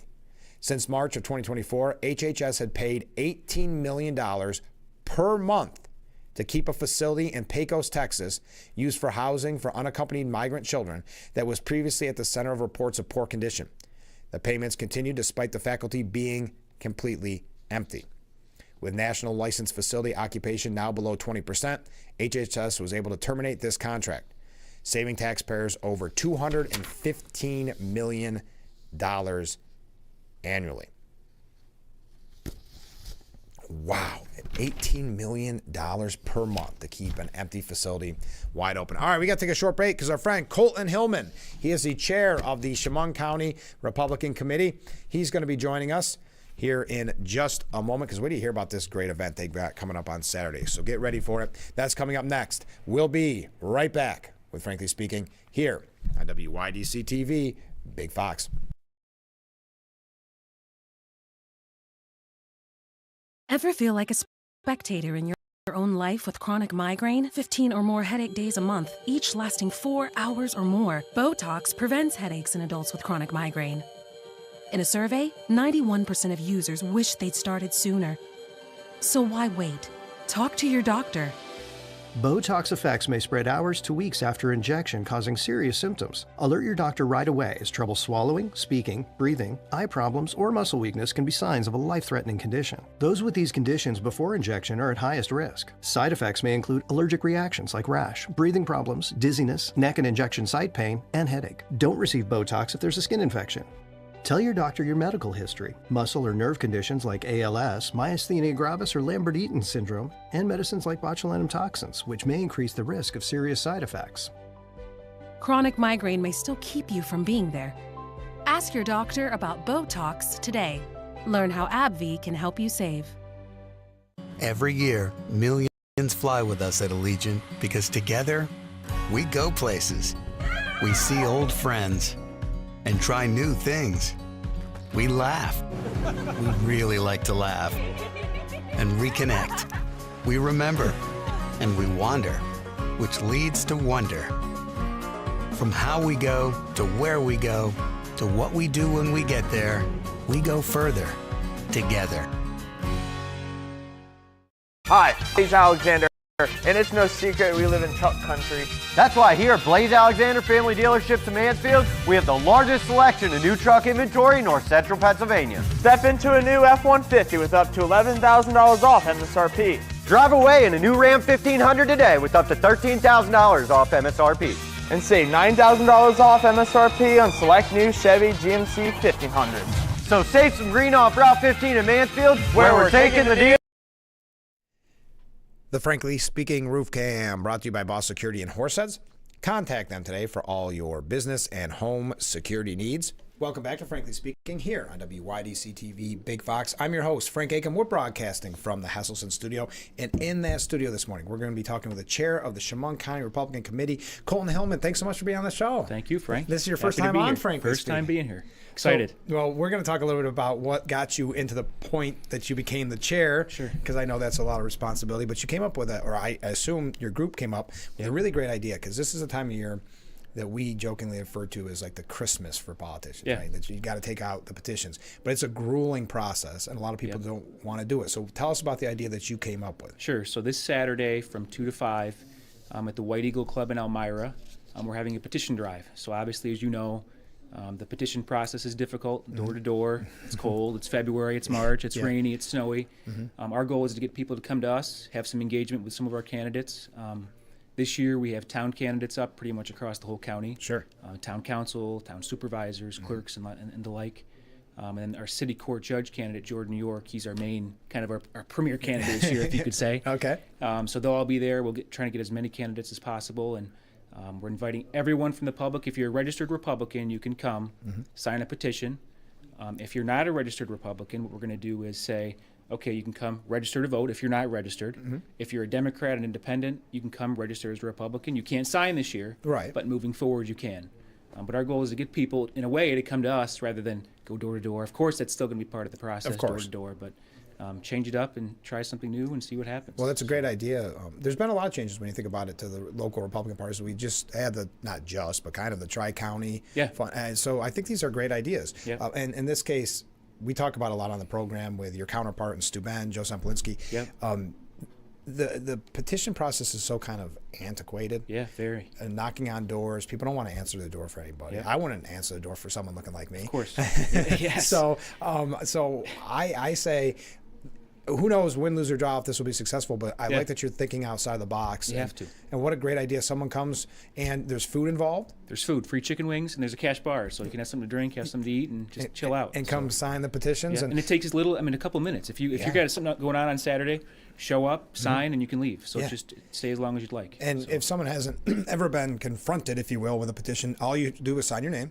You give your address and date it, some little things, but there's nothing. But I think, isn't that something about the petition process that makes, I think, a lot of people nervous at a time when we're always told about scams? Yes. And someone knocks on your door and says, give me your Sign legal this. signature. Yeah.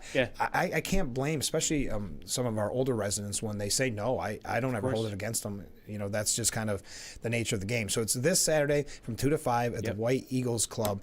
So how's the election season shaping up so far? Any surprises? No, I mean, it's good. We have candidates all across the county, like I said, town and city court judge. People are motivated. I mean, as far as I can tell, I mean, we're trying to keep the momentum moving, right? Yes. We had a good 2024 across the country, not just locally.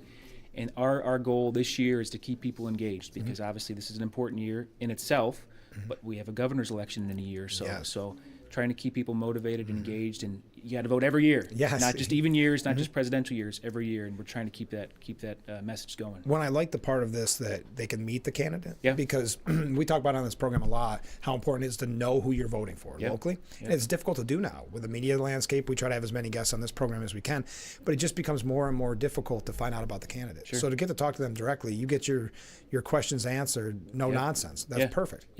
And I know you'll be doing that throughout the year, because we have to spread the word, but I can't stress enough. I know I do too much on this program perhaps, but local races are probably the race that's going to affect your day-to-day life the most. And absolutely. So it's great to see that you've got kind of the momentum. Let me ask you this. How long have you been chair now? Last September.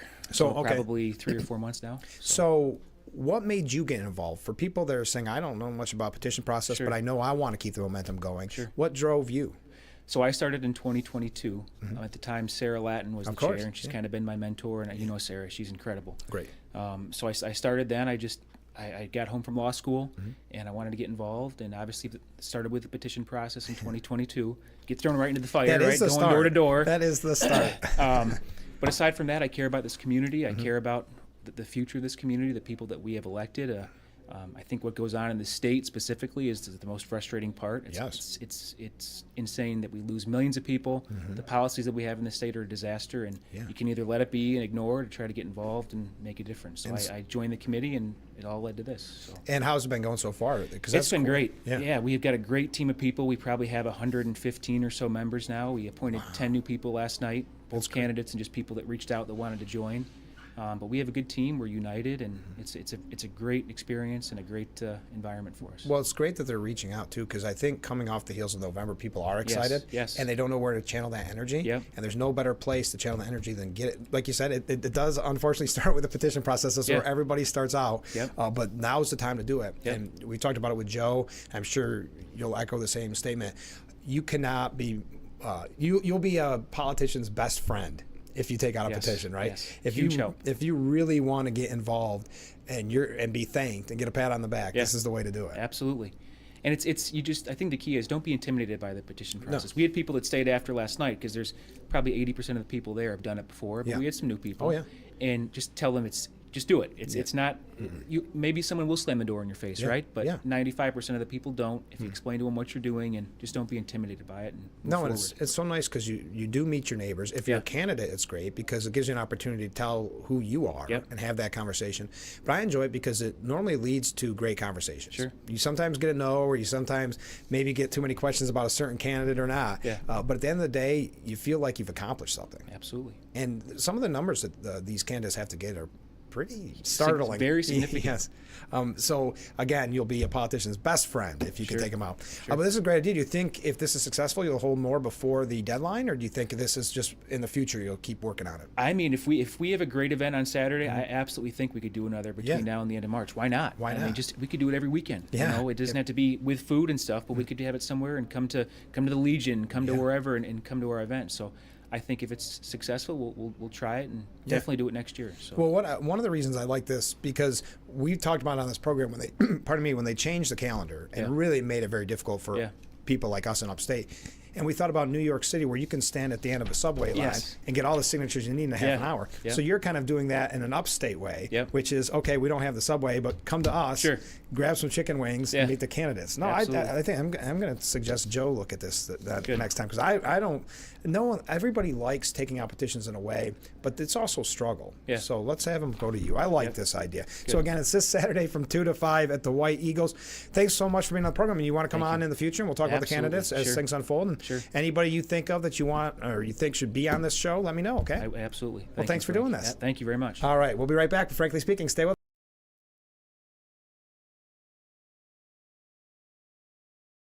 If you or a loved one regularly used hair relaxers or straighteners and were diagnosed with uterine, ovarian, or endometrial cancer, you may be entitled to significant financial compensation.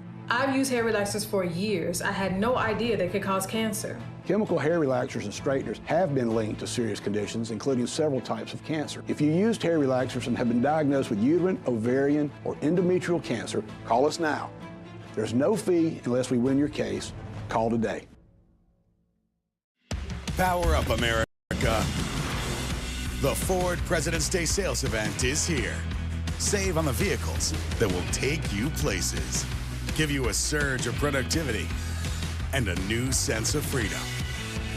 So head to your local Ford store, because it's time to get in the driver's seat. A special offer for Ram owners. Right now, you can lease a Ford F-150 for $299 a month for 36 months, only at your local Ford stores.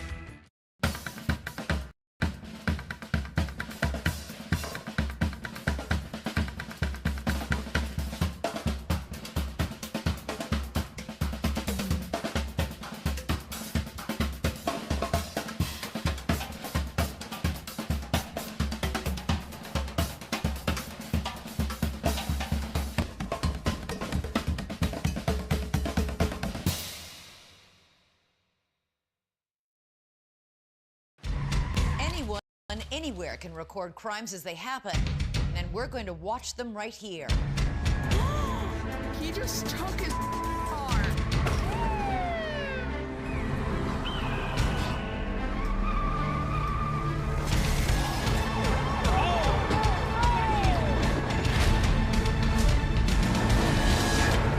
With cameras Cameras everywhere. You can run, but you can't hide. Watch iCrime. The Frankly Speaking Roof Cam, brought to you by Boss Security in Horseheads. Contact them today for all your business and home security needs. We are broadcasting live from the Hesselson studio here on Marcus Street in Corning. Thank you for joining us. This, of course, Frankly Speaking. I'm your host, Frank Aiken. We've got a lot of comments we got to play catch up on here. Thank you again to Colton Hillman. I think that's just such a good idea to have people come to a fun event to sign petitions and, most importantly, meet the candidate. I mean, how many times on this program that we talked about needing to know? I see there's even some holdouts that are still supporting Tiffany Henyard that didn't do their research on the world super mayor who lost in the landslide in that primary. But we talk about how important it is to know your local candidates. So in this case, you get to meet the Republican candidates running for office in Chemung County, and you get to have a fun event with Great Wings at the White Eagles Club, and that is Saturday from 2 to 5. Sign those petitions so those candidates can get on the ballot. All right, thank you again to Colin. Comments from viewers. Fred writes in, at the opening of yesterday's cabinet meeting, Elon confirmed what I suggested on Monday, that the email was to help confirm the existence of people being paid. We will shortly hear the results of this issue now that we have a list to work from. And I think, yes, Elon confirmed that, and President Trump kind of reiterated the point that are they real people, or, are they dead and those checks are still going out, or is it a scenario where it's someone that maybe doesn't even exist? There's also that scenario where people have been working from home and not really doing any work and not having checked their email. Comment from a different viewer. Good morning, Frank. Well, good morning. Where is the left's outrage of people making fun of Elon? He is on the spectrum. That is considered a disability. I've not heard from the ACLU on the subject. Shame on them. I didn't realize that about Elon, that was known or stated. But there's always a different set of rules. We know that when it comes to the media, even groups like ACLU and others, there's always just a different set of rules because they become a political organization. Comment from a different viewer, from Mark. I can't check my email. I had to sell my laptop during the Biden administration because I was broke. Well, yes, I can understand that. I thought you were going to say you went to get your laptop fixed, and I was going to say be careful. Last time that made news, Hunter got in a little trouble. So I'm not sure what you got, Mark. So I'm glad you sold it. Ken writes in, the job I retired from had me out of the office most of the day visiting job sites. I generated a report every day for my boss, so he was fully aware of what I was doing all day and aware of what the men on the various job sites were doing. Everyone needs to be accountable for the job they were hired to do. They get paid to work, and demonstrating that shouldn't be a problem. Yes, you're exactly right, Ken. I mean, I think I understand why the media is running with it, and I understand why they're showing so many people in the federal workforce that are outraged over it. But I think to those that have worked in the private sector, most if not their entire life, they understand that there are reviews of your work. There are, if you're a salesperson, there's numbers you're supposed to hit and prove. If you're out on various job sites, you got to prove that you were earning your paycheck. So to ask that of the people getting a paycheck from the taxpayers, I don't think is too much to ask. And I think the fact that they were still fighting it so much and saying, what should we do? I think the simple answer is send the email. Right? Just send the email.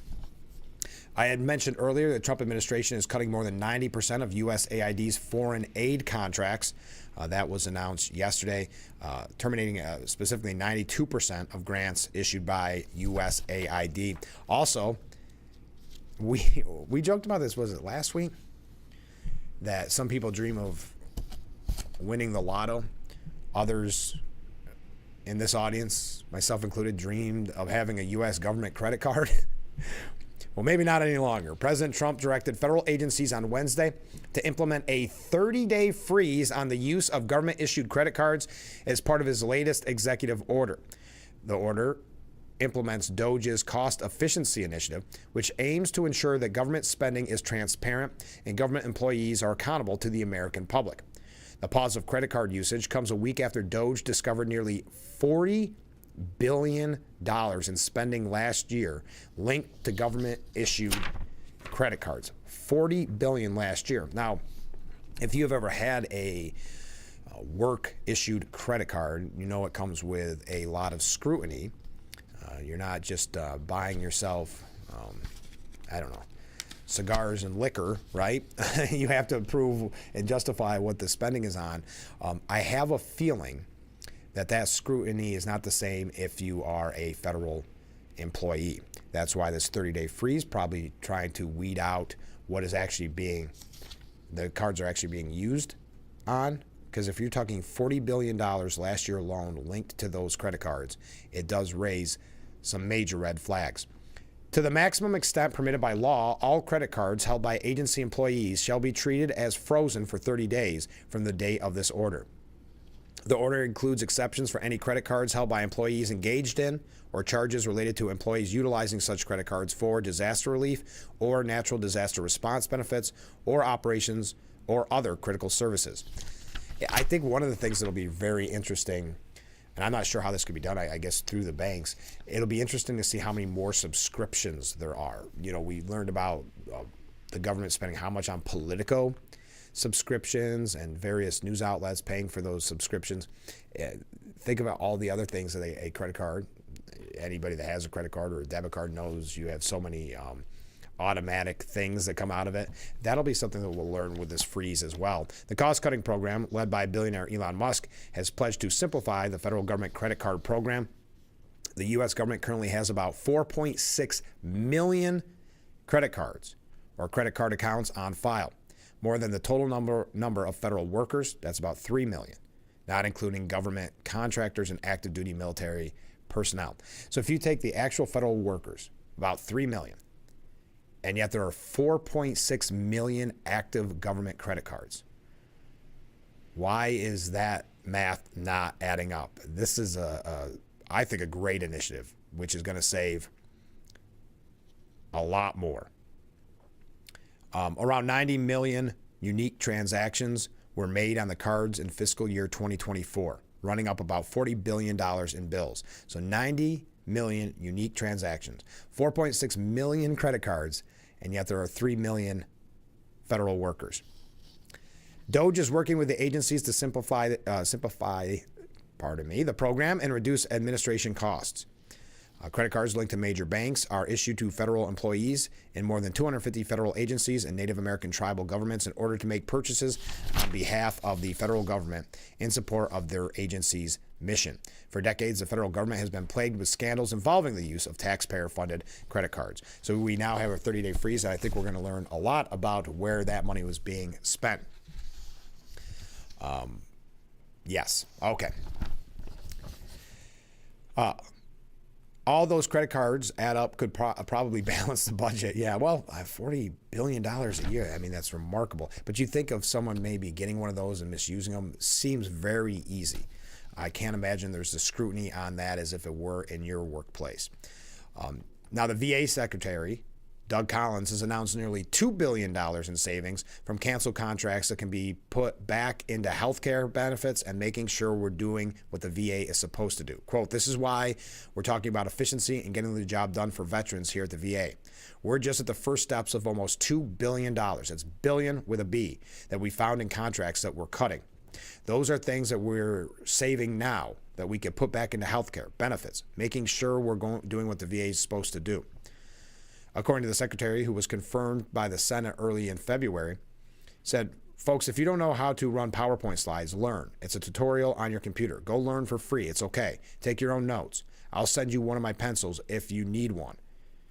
Because they were paying millions of dollars, it was discovered, to pay consultants to create PowerPoint presentations to take meeting minutes.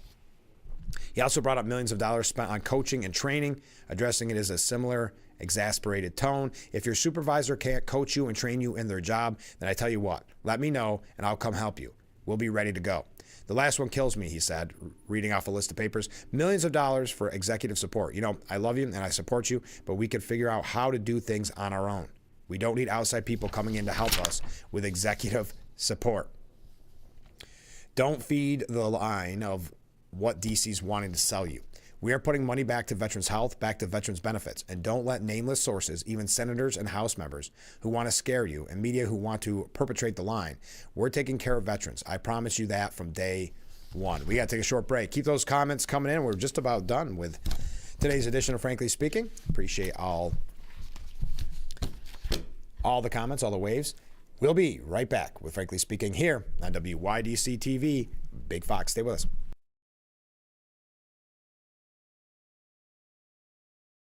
Want to know why it's hard to stop a train?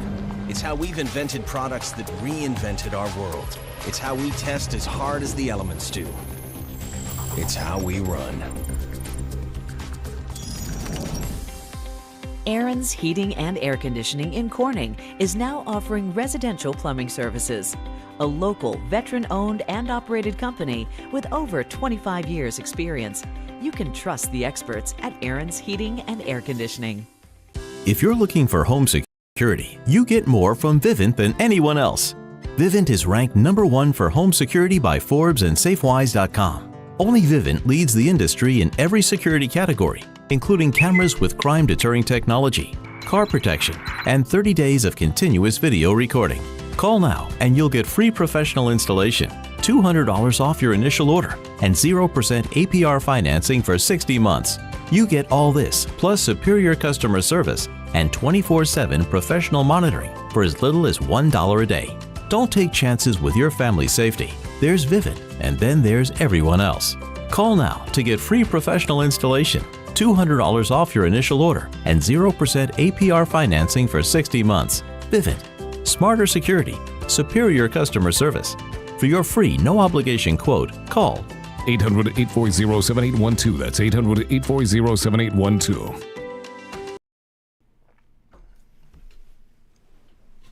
The Frankly Speaking Roof Cam brought to you by Boss Security in Horseheads. Contact them today for all your business and home security needs. Welcome back. Broadcasting live from the Hesselson studio. Comment from Mark. He says, if I'm doing the math right, it looks like every government employee would have about 4 credit cards. Wow.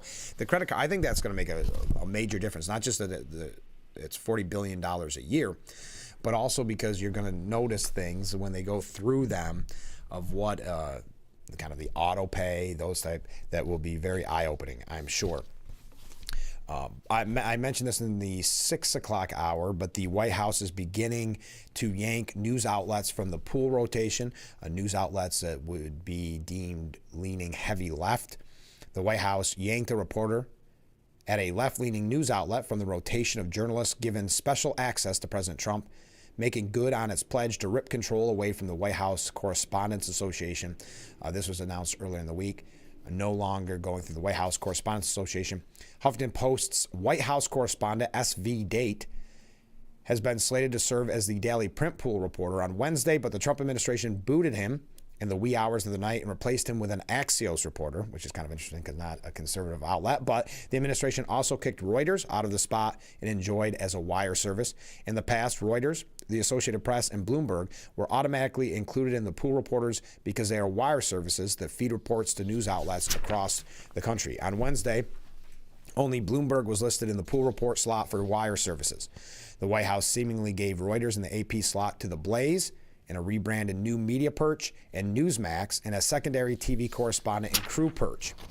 For decades, the White House press corps had an agreement where rotating groups of news outlets would select reporters to be part of the daily pool, which traditionally includes print, wire, television, photo, and radio outlets. The White House pool reporters would then get expanded access to closely follow the president into similar settings, usually off limits to everyone else, like in the Oval Office, where there just isn't enough room. Press Secretary Carolyn Leavitt said it's beyond time that the White House press operation reflects the media habits of the American people in 2025, not 1925. A select group of D.C.-based journalists should no longer have a monopoly over the privilege of press access at the White House. Huffington Post has been scheduled to serve as the print pool outlet weeks in advance, but after 10 p.m. Tuesday, the Trump administration informed Date via email that they can't fit you in the pool tomorrow. So Miranda Devine says that it's pitiful that the White House press corps is whining about their access after barely making a peep when Biden was AWOL in office. Biden didn't even hold a press conference until 2 months in.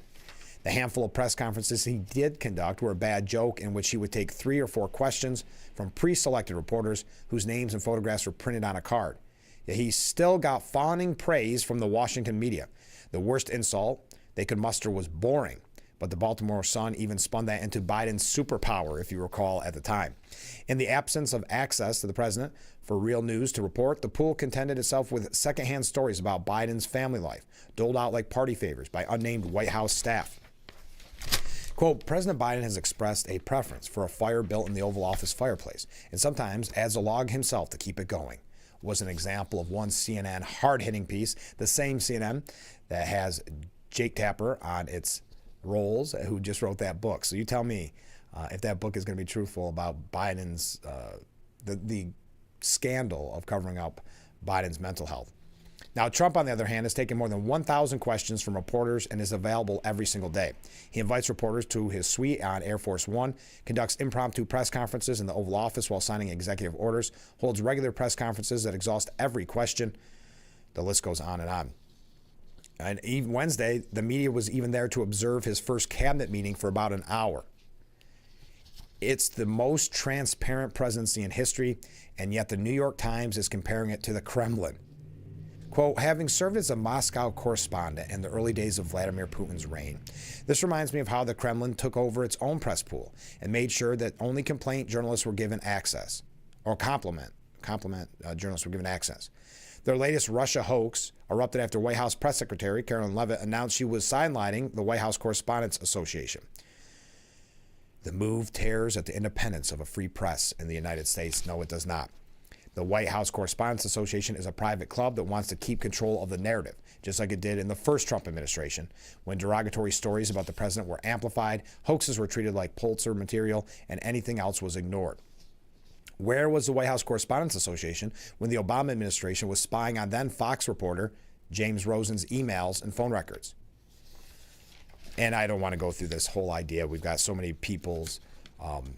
so many examples of the way the media has pushed this narrative on Trump and not on Biden.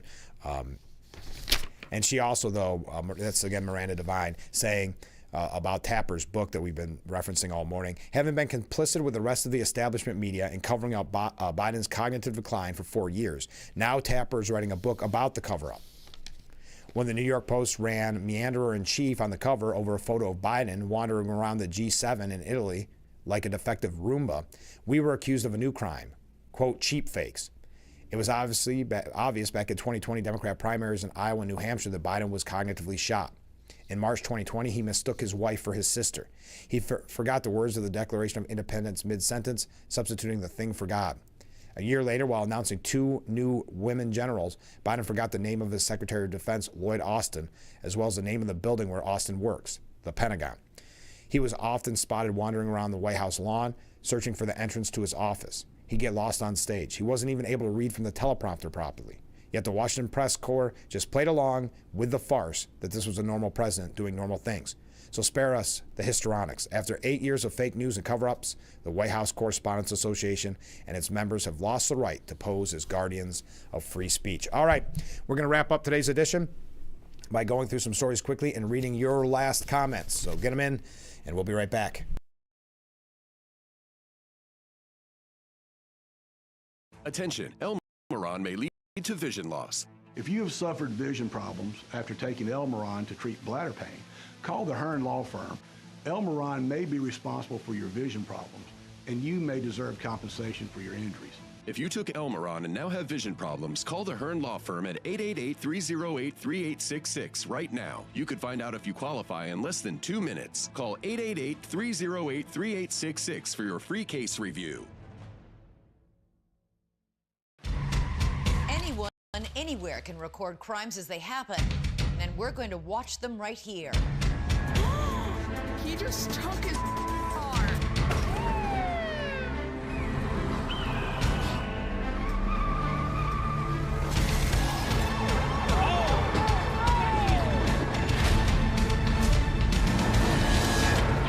With cameras everywhere, you can run, but you can't hide. Watch iCrime. The Bix website is here. Now, WYDCTV.com. Local and national news that keeps you informed and involved. WYDCTV.com. Today's weather, up to date and in your town. WYDCTV.com. Sports news, local events, and health stories that affect you. WYDCTV.com. The Big Fox website. Your news here. Now, WYDCTV.com.